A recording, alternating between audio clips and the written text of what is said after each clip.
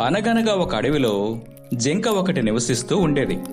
ఒక రోజున నదిలో నీళ్లు త్రాగేందుకు వెళుతున్న జింకకి స్పృహ తప్పి పడి ఉన్న నక్క కనిపించింది.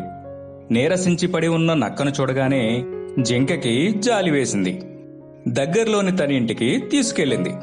తనకు తెలిసిన వైద్యం చేసింది జింక. కాసేపటి తర్వాత నక్కకు స్పృహ వచ్చింది. ఏమయ్యింది? ఎందుకు అక్కడ పడుకున్నావు అని ఆరా తీసింది జింక.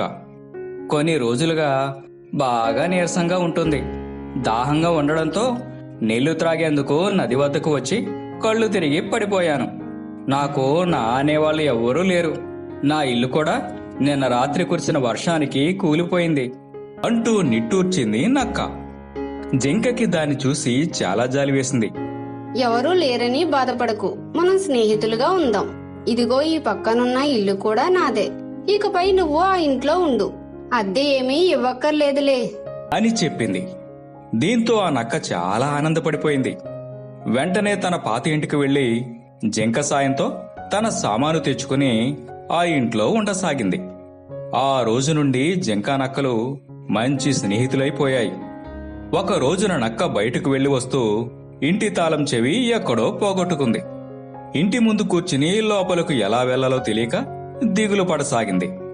అప్పుడే వచ్చిన జింక, ఏం జరిగింది? ఎందుకలా దిగులుగా ఉన్నావు అని నక్కని అడిగింది.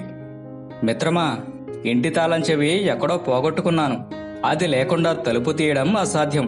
ఇప్పుడు ఎలా అంటూ ఏడవడం మొదలుపెట్టింది.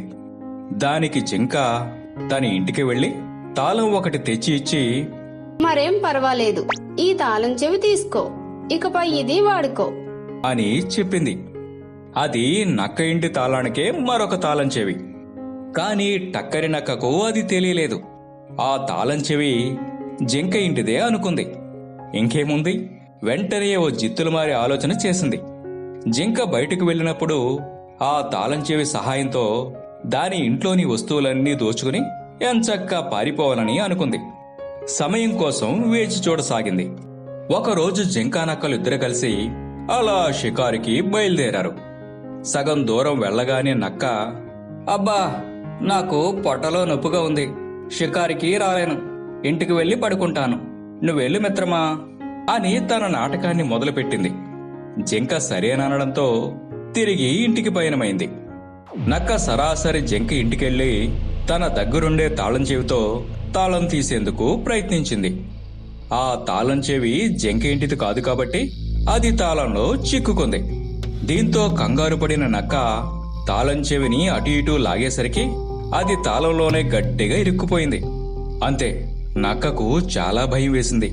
జింక వచ్చిందంటే జరిగినదంతా తెలుసుకుని తనని అసహ్యించుకుంటుంది అనుకుంది. ఈలోగానే అక్కడి నుంచి పారిపోవాలి, లేకుంటే జింక ముందు తలెత్తుకోలేనని అనుకుని తన సామానంతటినీ కూడా వదిలేసి అక్కడి నుంచి ఉడాయించింది. ఈ కథలో నీతి ఏమిటంటే, అర్హత లేని వారికి జాలిపడి ఎట్టి పరిస్థితుల్లోనూ సాయం చేయకూడదు.